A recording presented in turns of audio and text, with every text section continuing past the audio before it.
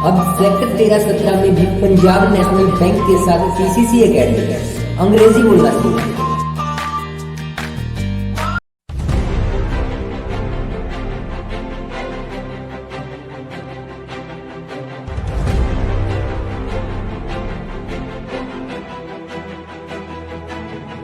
कांग्रेस प्रत्याशी कुलदीप शर्मा के पक्ष में अब पानीपत के वीरेंद्र शाह खुलकर साथ आ गए हैं। पानीपत शहर में वीरेंद्र शाह की अच्छी पकड़ है। वहीं वीरेंद्र शाह के साथ कुलदीप शर्मा के भाई प्रदीप शर्मा ने भी पानीपत के व्यापारियों से वोट की अपील की। जीटी रोड स्थित एक होटल में पानीपत के प्रमुख कांग्रेस कार्यकर्ताओं व्यापारियों की बैठक में शाह और प्रदीप शर्मा ने किस प्रकार वोट की अपील की। कांग्रेस ने इलेक्शन मैनिफेस्टो दिया कि भाई अब होगा न्याय, हर गरीब को रोजगार मिलेगा, हर गरीब के खाते में पैसे जाए। तो उसकी बड़ी तकलीफ है बीजेपी वालों। मैं सच्चाई बता रहा हूँ, अच्छी जगह पे खड़ा हूँ। पीछे हम एक जगह पे बहुत सारे लोग इकट्ठा हुए थे, दुखद सी घटना हुई थी क्रिया में। रश पड़ा था तो खड़े थे, तो ये मेरे पास आ गए 5-10। अब नवा काम शुरू कर दिया। मैं कहा क्या भाई क्या कर दिया, क्या कर दिया? क्या बाहर किसी को 72,000 रुपए दे दोगे साल में, इनको काम नहीं करने दोगे तुम? आगे नहीं काम करते ये तो धान के पैसे दोगे तुम? अब ये क्या कहते हैं हमें कि मोदी के सामने कौन बड़ा चर्चा करते हैं। मैं कहा कि पहलवानों की कुश्ती करानी है भाई,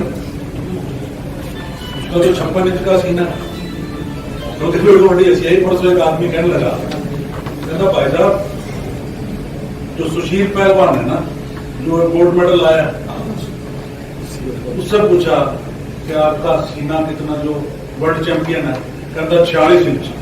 कहता भाई भारत मोदी का 56 इंच सीना चौड़ा है, इन चीजों से कुछ नहीं होगा। 2004 याद कराता हूं आपको मैं, 2004 में वाजपेयी जी की सरकार थी। कितना रौला था, कारगिल फतेह, इंडिया शायद। जब भी सारे फिल्म एक्टर बीजेपी में के सामने कौन, सोनिया गांधी। यही कुछ था कि मैं गलत कह रहा हूं? ठीक कह रहा हूं मैं, सच्चाई। तो क्या फैसला हुआ, लोगों ने क्या फैसला किया, लोगों को पता था। अरे कारगिल जमीन हमारी, फतेह किसको कर लिया? अपनी जमीन पे दुश्मन काबज हो गया, जो उन्होंने छुड़वा लिया, कारगिल फतेह इन्होंने कर दिया। पटाखे चलाए, मिठाइयां बांटी, कारगिल फतेह कि जैसे पाकिस्तान में घुस गए। नतीजा क्या निकला कि वाजपेयी के सामने सोनिया जी को चुना, जिसको ये विदेशी करते। हमारे लोग बड़े जागरूक हैं, समझते हैं इनके झूठ को, इनकी सारी साजिश। तो बाद में सोनिया जी ने फैसला किया कि भाई सरदार मनमोहन सिंह इस देश को चलाएंगे, और उन्होंने चलाया। उसके बाद 9 में चुनाव हुआ, लोगों ने फिर मनमोहन सिंह जी को जिताया। उसके बाद इन्होंने फिर ये प्रचार किया कि खा गए 5 साल में कुछ नहीं हुआ। अब वक्त आया चुनाव का, 5 साल में इन्होंने कहा था 2 करोड़ नौकरियां। सारे कांग्रेसी अंदर काला धनबाद,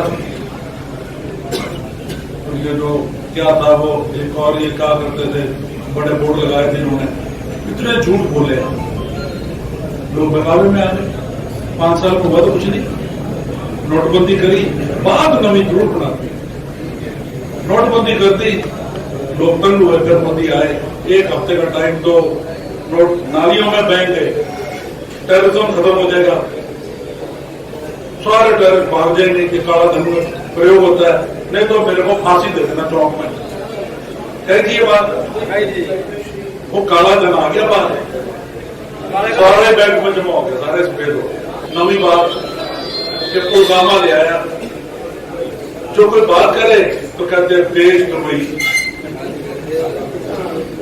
ये देशभक्त जिन्होंने देश के लिए कुर्बानियां करी, वो सारे देशद्रोही। बात पूछो तो देशद्रोही, थोड़ा करते एकदम। पुलवामा में एक कत्ल हुआ, हमारे जवानों को मार दिया। अरे वो जिम्मेवारी किसकी है? उसकी तो किसी ने जिम्मेवारी नहीं, उसकी कोई इंक्वायरी नहीं। इंटेलिजेंस फेलियर, देश की इंटेलिजेंस, मिलिट्री की इंटेलिजेंस फेलियर हो गई, उसका चर्चा नहीं करता कि जिम्मेवार कौन है। उनकी उनकी उनकी जिम्मेवारी किस आदमी की है जिसकी वजह से उनकी शहादत हुई। जब मैंने तो वहां जाकर दंगबाजी मार दी है, तो मारे आया सारी दुनिया मार दे, हमने क्या लेना? हमारे घर में आके जो नुकसान कर रहे हैं वो कौन लोग हैं? इतनी बड़ी इंटेलिजेंस फेलियर सारी दुनिया ने कहा, क्या करते हो? आपका ध्यान उठाने के लिए बोर्ड लगा देंगे, दूसरे दिन सर्जिकल स्ट्राइक मोदी ने कर दी। मोदी चला जाएगा वहां पे, हमने कब रोका है? ये हमें बेवकूफ बनाता है।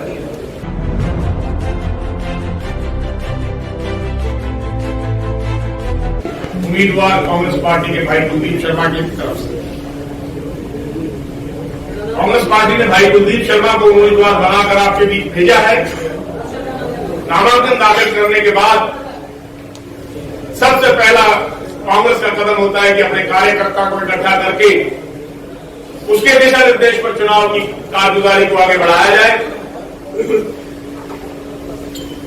मुझे बचपन के वो दिन याद आते हैं जब 78 के अंदर मेरी उम्र 15 या 16 साल थी। मेरे पिता ने करनाल लोकसभा से पहला चुनाव लड़ा। उस समय स्वर्गीय हुकूमत राय शाह जी जिंदा थे। उन्होंने एक ही बात कही थी, बोला पंडित जी नामांकन दाखिल करना आपका काम है, बाकी चुनाव को लड़ना शाह परिवार का।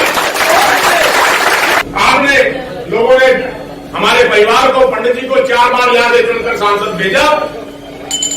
पंडित जी एक बात कहा करते थे, बोले करनाल वालों 4 बार सांसद बनाया है, ऐसा काम करके जाऊंगा, मैं रहूं या ना रहूं, करनाल की जनता याद करेगी कांग्रेस का सांसद कौन था।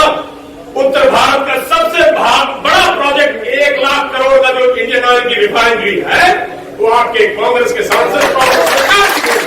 दूसरा, चाहे यहां से सांसद और भी थे, सोनीपत से धर्मपाल मलिक थे, कुरुक्षेत्र से सरदार हरपाल सिंह थे, मगर करनाल के रेलवे स्टेशन पर सिर्फ पंडित चिरंजी लाल के नाम का पत्थर आज भी मौजूद है।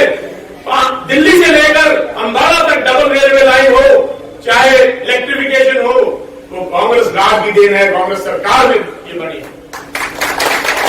एक बात और, पंडित जी बड़ी बेबाक कहा करते, जो कांग्रेस का कार्यकर्ता गली गली कूचे कूचे में खड़े होकर हमारा चुनाव लड़ता है, चुनाव के बाद हमारा फर्ज बनता है कि हम अपने कार्यकर्ता की सबसे पहली महान और शानबान का प्रतीक रखें। देवीलाल की सरकार थी, कांग्रेस का प्रत्याशी जो कि आजकल भाजपा में जा चुके हैं, लाला जयप्रकाश करनाल का चुनाव लड़ रहे थे। पंडित जी का चुनाव नहीं था। करनाल पुलिस ने कांग्रेस के दफ्तर के अंदर घुसकर कार्यकर्ताओं को उठा लिया। पंडित जी ने किसी चीज की परवाह न करते हुए पुलिस के ट्रक के सामने लेट के बोले, अगर एक कार्यकर्ताओं को लेकर जाएगी तो मेरे ऊपर से लेकर जाएगी। मोदी के साथ 3 चीजें, मनी, मीडिया और मिलिट्री, तीनों का प्रयोग कर रहा है खुलेआम। मिलिट्री के नाम पर तो पता था कि वोट मिलेंगे, लेकिन तो इस तरह की कृपा से लोगों को समझ में आ गई कि मोदी ने मिलिट्री का भी 55-50 60 जवानों को मरवा दिया सिर्फ वोट की राजनीति में। अभी परसों उसका काशी में जुलूस था, हिंदुस्तान के जितने कैडर थे उन्होंने इस तरह दिखाया जैसे कि फिर भारत का प्रधानमंत्री बन गया। और आज के अखबारों में लिखा है कि बनारस की सीट के आसपास की जो 6 सीटें हैं वहां पर कांग्रेस जीत रही है। सब्सक्राइब करें और साइड में दी घंटी को भी दबाएं ताकि आप तक हर समाचार पहुंच सके।